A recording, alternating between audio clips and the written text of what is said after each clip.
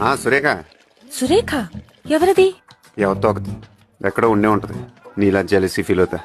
జెలసియా? నేనా? అసలు ఛాన్సే లేదు. ఒక చిన్న అబద్ధం చెప్పచ్చు కదంటే. మొత్తం జీవితాన్ని లామినేషన్ చేసి చేతిలో పెట్టేసావు నీ పాటికి. నీకు విషయం తెలుసా? మా వీధిలో నా వెనకాల 6 తిరుగుతున్నారు.